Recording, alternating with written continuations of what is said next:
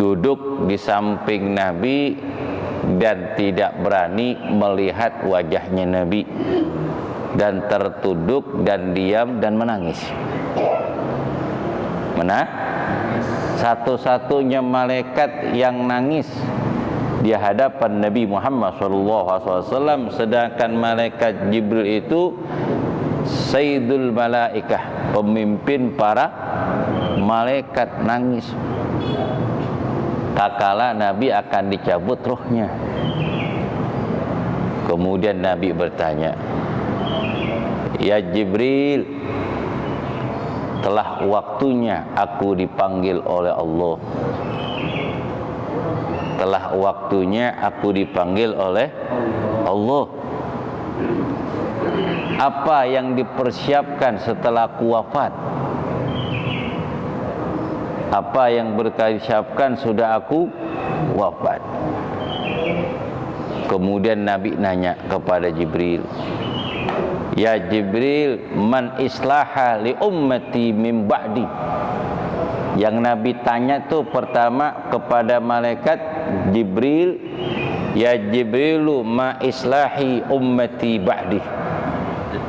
Ya Jibril, siapakah yang akan mengurus umatku setelah wafatku? Ini Nabi mau meninggal nih. Yang ditanya kita, "Ya Jibril, siapakah yang mengurus umatku setelah wafatku?" Setelah wafatku. Langsung malaikat Jibril diam. Apa yang diberikan oleh Allah kepada umatku?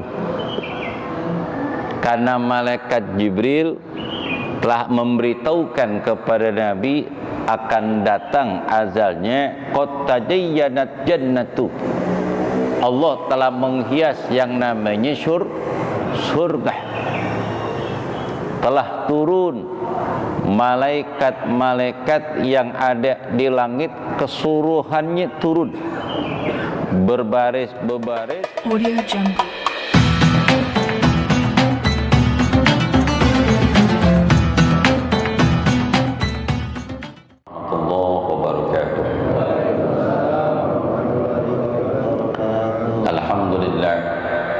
Alhamdulillah Rabbil Alamin, wa bihi nasta'in ala umuri dunya waddin, wassalatu wassalamu ala asrofil anbiya wal mursalin, sayyidina wa maulana Muhammadin khataman nabiyyin, wa ala alihi wa sahbihi wa man tabi'ahum bi ihsanin ila yaumiddin, amma ba'd. Bismillahirrahmanirrahim. Qala musannif rahimallahu ta'ala wa nafa'ana bi ulumi fid darain illa annahu babul amri muhafazati ala sunnah wa adabiha. Bab perintah menjaga sunnah dan tata cara di dalam melaksanakan sunnah. Di dalam kitab Riyadhus Shalihin hadis yang ke-8. An Jabirin radhiyallahu ta'ala qala Rasulullah sallallahu alaihi wa alihi wa sahbihi wa sallam, "Masali wa masalukum kamasali rajulin awqada nara fa ja'ala al-janadibu wal farasu yaqa'na fiha wa huwa yadubbuhunna anha wa ana akhidun bi hujaikum anin nar wa antum tafattaruna min yadi." Rawahu Muslim. As-saminu, hadis yang ke-8, an Jabir radhiyallahu ta'ala qala Rasulullah sallallahu alaihi wasallam, "Masali wa masalukum, perumpamaan aku, wa masalukum, dan perumpamaan kamu, kama, seperti seseorang yang telah menyalakan api. Faja'ala janadibu wal farasu, maka mulailah janadib, laron-laron dan serangga-serangga, yaqa'na fiha, akan mendekati akan mendekati ataupun jatuh kepada api tersebut, sedangkan orang itu menghalangnya. Jangan sampai laron-laron dan selanggah jatuh di api tersebut. Wa ana akhidum bihujajikum anin nar, sedangkan aku, kata Nabi, telah memegang erat tangan kamu. Wa ana akhidum bihujajikum anin nar, dan aku, kata Nabi, telah memegang erat tali pinggangmu, jangan sampai kamu jatuh ke lembah api neraka Jahannam. Wa antum tafattuluna min yadi, sedangkan kalian sengaja melepaskan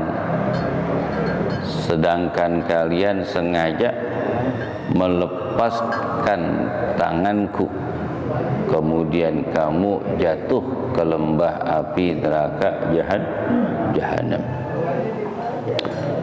Di dalam hadis ini Nabi SAW Nabi bersabda, perumpamaan aku dan perumpamaan kalian sama seperti orang yang telah menyalakan api. Kala api itu terang, maka datanglah laron-laron serta serangga-serangga yang akan mendekati api tersebut.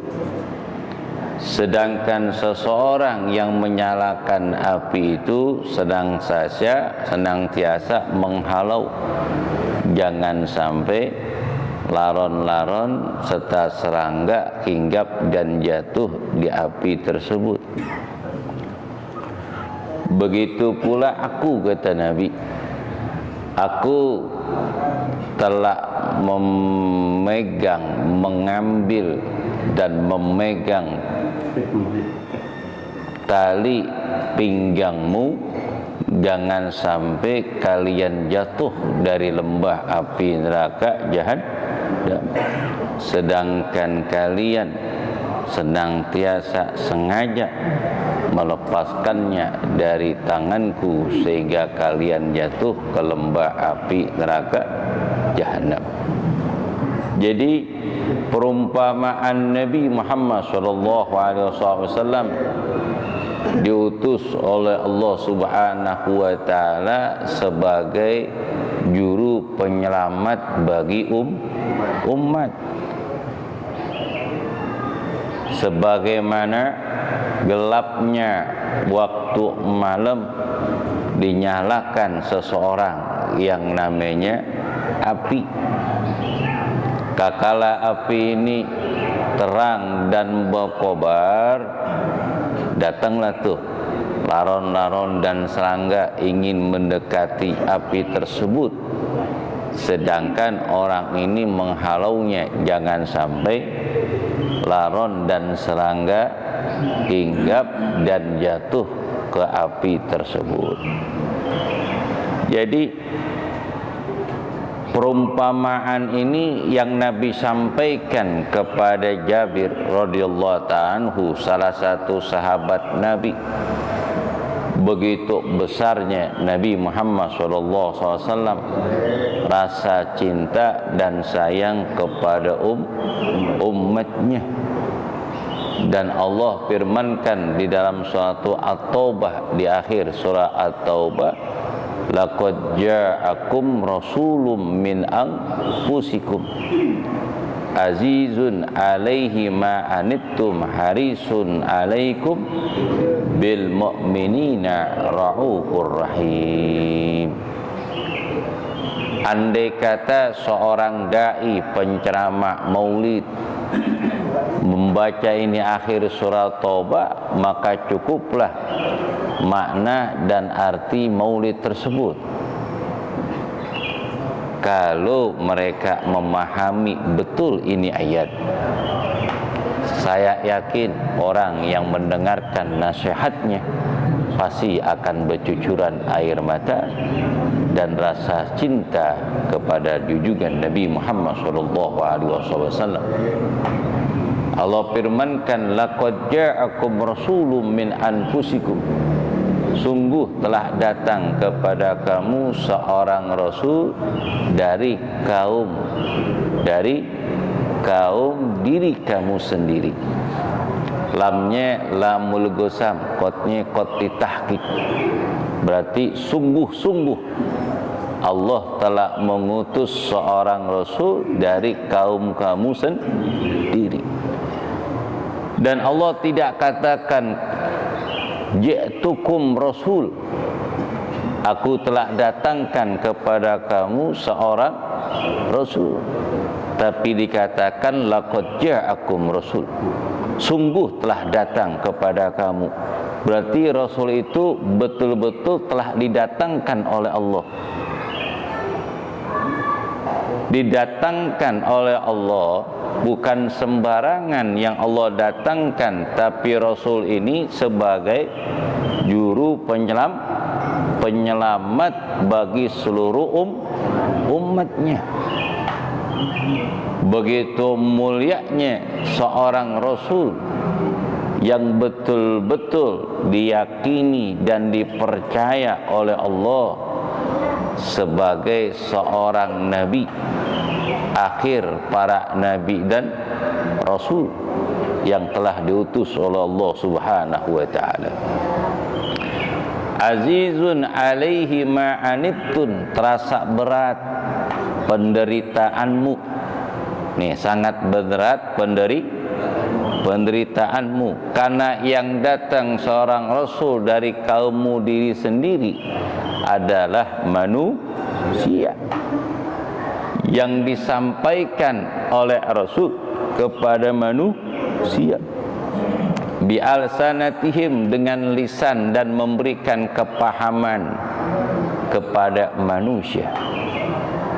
Karena yang tersesat di alam dunia ini adalah makhluk jenisnya manusia, didatangkan seorang rasul dari manusia yang bisa bicara, yang bisa memberikan kepahaman dan pengertian, yang bisa diterima oleh manusia apa yang disampaikan oleh seorang rasul.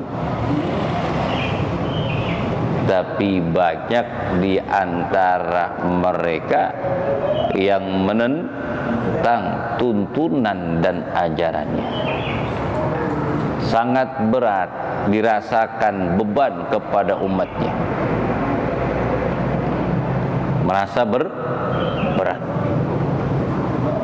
Ketika Nabi di akhir hayat sakit dalam keadaan parah dan tidak bisa berjalan, tiba-tiba datanglah malaikat Jibril mengetuk pintu rumah Nabi. Kemudian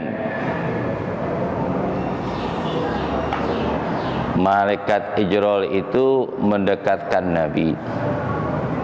Kemudian Nabi berkata kepada Jibril, "Ya Jibrilu, ji'ta jairan al-ghabbatuh." Wahai Jibril, engkau datang kepadaku hanya sekedar ziarah kepadaku atau ingin mengambil ruhku? Qala Jibril, amarallahu rabbi, telah memerintahkan Allah Tuhanku, bigabdir ruh, untuk mengambil ruh engkau, in syi'ta, jika engkau mau. Ada gak manusia yang telah datang malaikat Jibril untuk mencabut ruhnya, kemudian negosiasi kepada orang tersebut? Tidak ada seorang nabi dan rasul yang telah datang malaikat Jibril untuk negosiasi, untuk mengakhirkan ajalnya. Enggak ada. kecuali junjungan Nabi Muhammad sallallahu alaihi wasallam.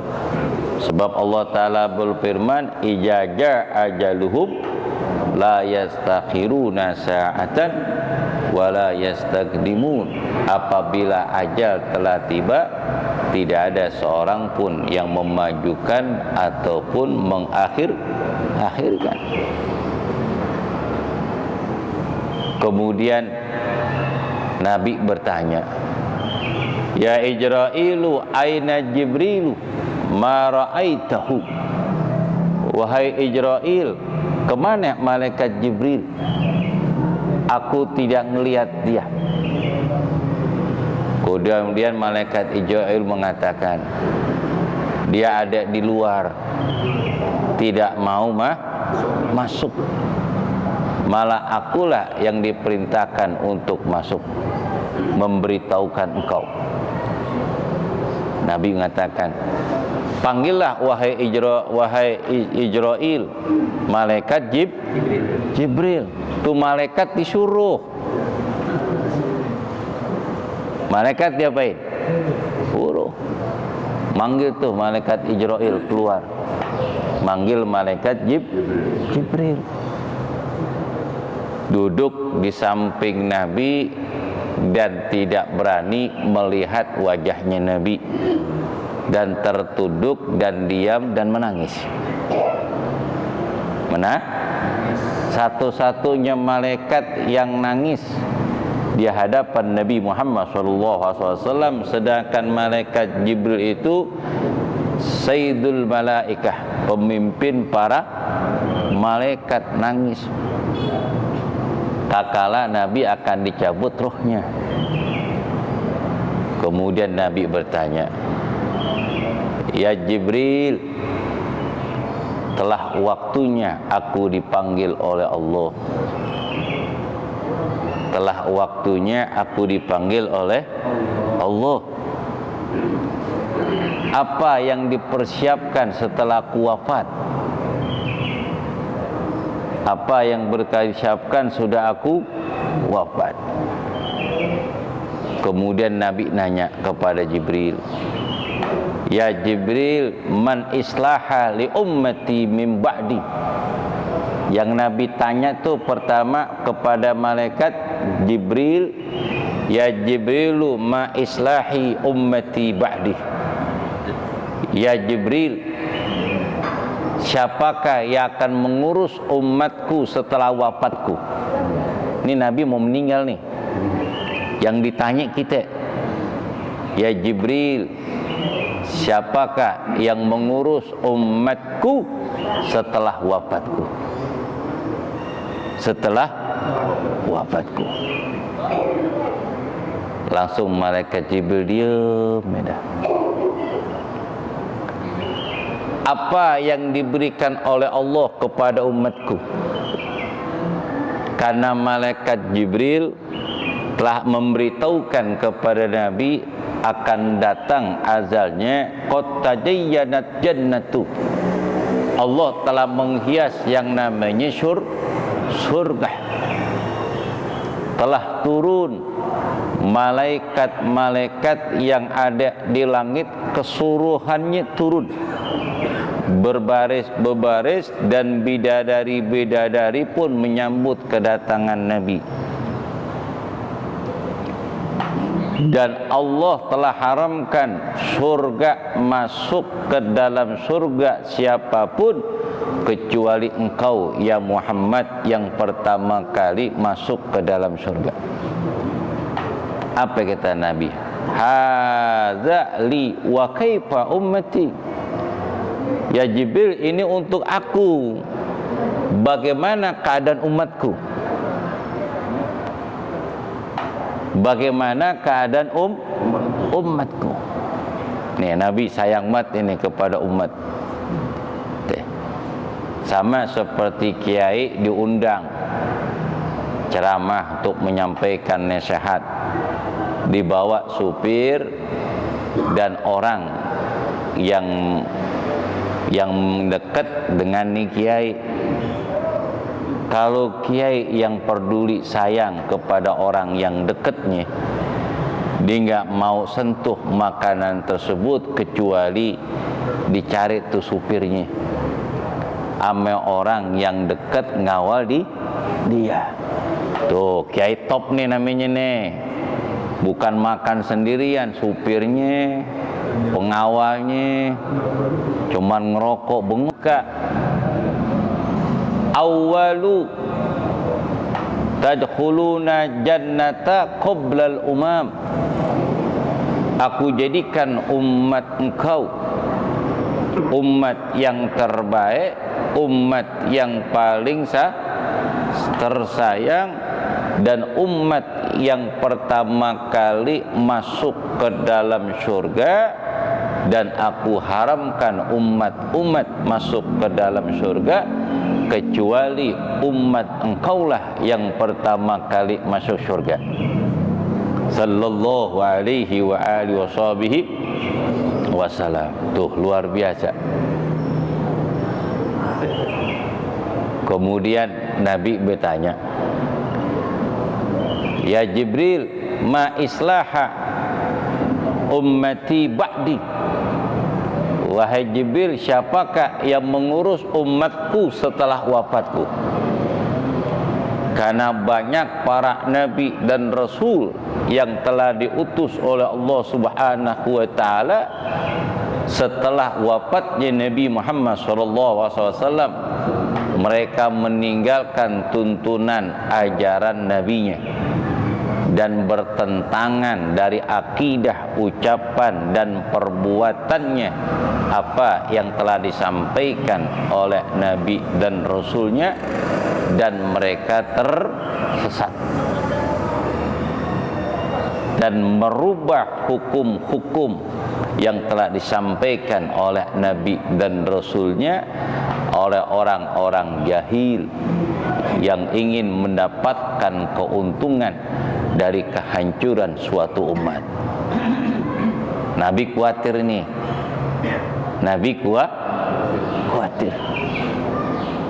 Tapi Allah telah menjamin kebaikan untuk umat Nabi dan ketetapan iman pada umat Nabi. Allah katakan, innamah yakhshallaha min ibadihil ulama. Sungguhnya orang yang paling takut daripada hamba-hambaku adalah para ulama. Al-ulama warisatul anbiya. Ulama itu adalah pewaris para nabi. Walaupun Nabi telah wafat, tapi umat Nabi banyak yang memahami syariatnya, kemudian menyebarkan ilmu, kemudian mereka berpegang teguh dengan agama di dalam mempelajari dan mengamalkan agama. Akhirnya ditetapkan iman dan Islamnya. Alhamdulillah. Nabi wafat udah 14 abad yang lalu, tapi syariatnya masih dijalankan oleh umatnya. Sunnahnya masih dijalankan dan diagung-agungkan dan disiarkan. Alhamdulillah. Setelah diberitahukan oleh malaikat Jibril, kemudian Nabi mengatakan, telah ringan langkahku, telah ringan langkahku dan telah tenang hatiku. Wahai Ijrail, sekarang cabutlah ruhku. Sekarang cabutlah ruhku. Baru tuh malaikat Ijrail akan mencabut ruhnya Nabi. Kemudian malaikat Jibril memalingkan wajahnya dan tidak mau melihat Nabi sedang sakaratul maut. Saking cintanya nih malaikat Jibril, kagak mau ngelihat wajahnya Nabi. Kemudian Nabi meninggal dunia pada hari Senin, waktu sholatul duha. Ya kira-kira jam sekarang nih. Habis sembahyang subuh, kemudian waktu duha, sahabat lagi pada etikaf di dalam masjid. Diberitahukan wafatnya Nabi. Tuh. Azizun alaihi ma'anittum, sangat berat penderitaan kepada umatnya. Tuh. Sangat mengharapkan keimanan dan keselamatan bagi umat. Karena Nabi itu juru selamat. Nabi ngarep banget keyakinan apa yang Nabi sampaikan, apa yang Nabi beritahukan kepada umatnya, umat ini memahami dan mengerti, kemudian percaya. Sebab yang bisa menyelamatkan diri manusia itu adalah iman kepada Allah. Iman kepada Allah, iman kepada Allah, iman kepada nabinya, iman kepada malaikatnya, iman kepada kitabnya, iman kepada bangkitnya hari kiamat. Alladzina yu'minuna bil ghaib, orang yang beriman kepada sesuatu yang gaib. Ada nikmatul kubur, ada azabul kubur.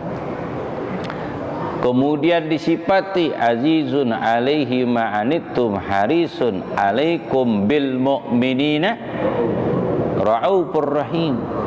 Bil mu'minina rauf. Nabi itu sangat penyayang, kasih dan sayang kepada orang-orang yang beriman. Dia nggak mau ngelihat umat dalam keadaan susah. Dalam keadaan susah.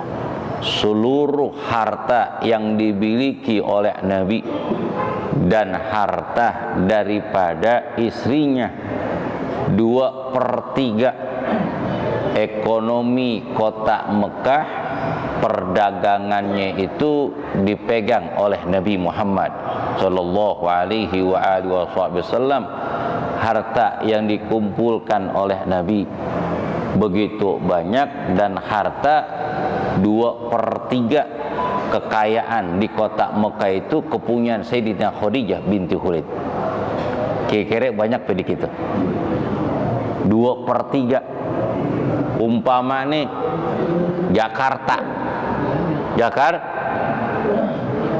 Jakarta nih pusat perekonomian ibu kota yang ada di Indonesia, Jakarta. Itu 2/3 kekayaan milik Sayyidah Khadijah, istrinya Nabi, belum kepunyaan Nabi. 2/3 banyak apa dikit? Kalau 10 diambil 2 dibagi 2/3 berapa jadinya? 6,5 kepunyaan Sayyidah Khadijah. 2-nya punya Nabi. Sisanya tuh punya ribuan orang. Semuanya dihabiskan untuk dakwanya Nabi Muhammad sallallahu alaihi wasallam. Ketika menjelang wafatnya Sayyidina Khadijah, kemudian Nabi ngelihat Sayyidina Khadijah dalam keadaan sakit. Kemudian putrinya Fatimah Zahra binti Rasul lagi mengumpulkan bahan-bahan untuk dijahit, dijadikan satu untuk apa? Untuk membungkus jasad ibunya.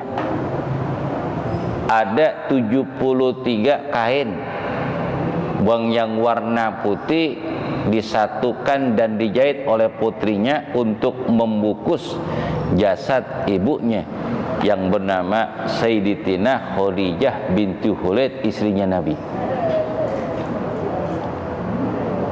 Kemudian Nabi mendekati istrinya, kemudian meminta, "Ya Rasulullah, aku minta jubah yang kau pakai untuk membungkus jasadku, ya Rasulullah. karena aku takut azab kubur yang ada ketika wafatnya aku. Ini Sayyidina Khadijah nih. Kemudian datang malaikat Jibril mengatakan, ya Muhammad, Allah kirim salam kepada istrimu Sayyidatina Khadijah. Allah telah hias yang namanya surga untuk dia. Oh, luar biasa kak? Kemudian Nabi mengatakan, inna Sayyidatina Khadijah binti Khuwailid sadatun nisa ahlil jannah. Sungguhnya Khadijah binti Khuwailid adalah pemimpin wanita-wanita ahli surga. Bu, kalau pengen masuk surga bu, ngikutin Sayyidina Khadijah bu. Ngikutin Sayyidina Khadijah, orangnya sabar, penyayang, nggak perhitungan ame suami. Betul gak? Kalau laki ngasih duit nih bu, besok laki minta beliin rokok, kasih bu, jangan jadikan utang.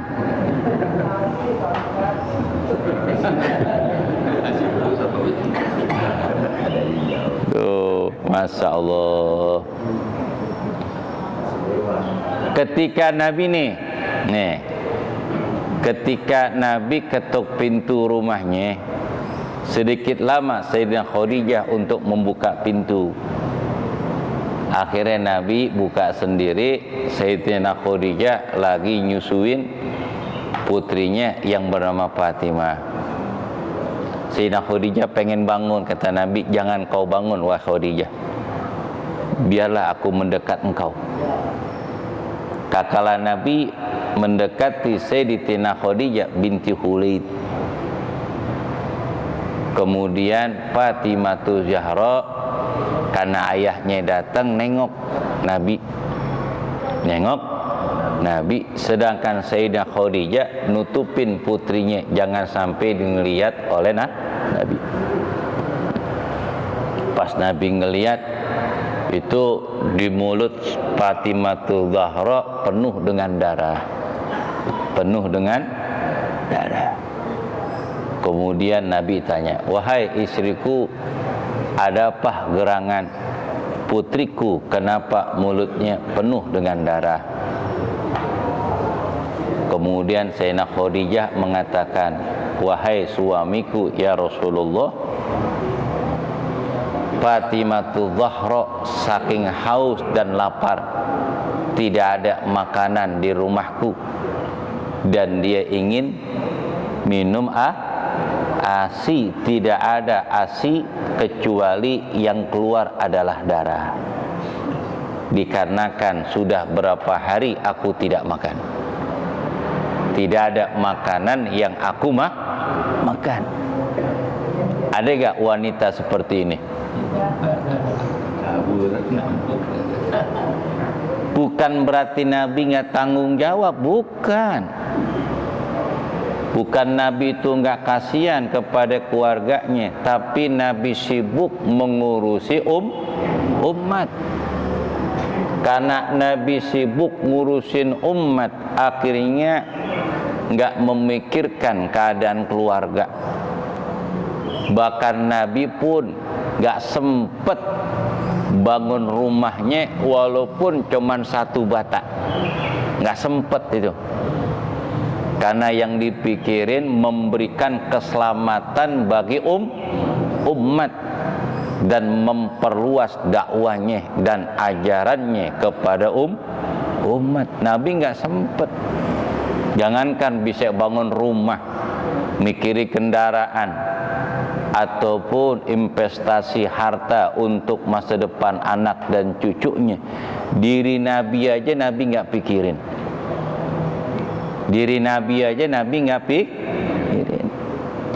Ketika Sayyidina Abu Umar bin Khattab datang ke rumah Nabi, Nabi lagi tidur di depan rumahnya di atas pelepah korma. Kalau sekarang mah istilah Pas datang tuh sahabat dekatnya Umar bin Khattab, Nabi bangun. Itu mukanya, tangan dan kakinya nyeplak karena tidur di atas pelepah kurma. Isalah kata tiker, bukan tiker ayaman nih yang bakal jenazah, tapi tiker yang dari plastik tuh. Kira-kira gimana itu? Nyeplak kak? Nyiplak. Sayyidina Umar langsung duduk terdiam, kemudian menangis di hadapan Nabi SAW. Lima asna ya Rasulullah, kenapa engkau bisa begini ya Rasulullah? Engkau tidur di atas pelepah korma, sedangkan engkau pemimpin para nabi dan rasul. Apa yang kau inginkan ya Rasulullah, Allah akan berikan kepada engkau. Aku ngelihat ke Persia, raja-raja Persia itu tinggal di istana yang begitu megah dan berpakaian yang begitu indah. Aku ngelihat Raja Romawi tinggal di istana yang besar dan megah, berpakaian yang begitu bagus dan indah. Jalannya aja pakai karpet tuh, sedangkan Nabi man di bawah. Apalan abdan syakura, apakah aku ini tidak menjadi hamba yang bersyukur? Nabi sangat bersyukur. Kenapa? Karena mengikuti keadaan umatnya. Karena banyak yang ngikut Nabi, orang-orang yang dekat amin Nabi, ashabul kufah, ada 779, mereka itu orang-orang yang susah. Nabi dekat dengan mereka. Dan Nabi menjamin ashabul kufah ini kesejahteraan hidup dan keluarganya. Tuh Nabi tuh. Sehingga Nabi nggak mikirin umat, nggak mikirin apa, keluarganya dan dirinya, yang dipikirkan adalah umatnya. Tuh orang yang ngaji di Masjidil Quba, ashabul kufah, apakah mereka sudah makan atau belum? Orang yang ngaji, yang belajar, menulis ayat Quran dan hadis, apakah keluarganya sudah makan atau belum? Itu pikiran Nabi. Sehingga Nabi sudah 3 hari pernah nggak makan, karena memikirkan orang-orang yang ada di masjid. Saya nggak kira-kira. Sama seperti ini nih, hadis ini. Nanti kita terusin, hadis ini belum selesai. Insya besok datang lagi. Besok nggak datang rugi, susah nyarinya. Lu cari aja pengajian di mana, mungkin nggak sama. Makanya kalau kagak ngaji rugi gak? Rugi. Udah ngaji, paham, kemudian enak, habis ngaji madang makan. Tuh luar biasa. Rugi yang kagak ngaji.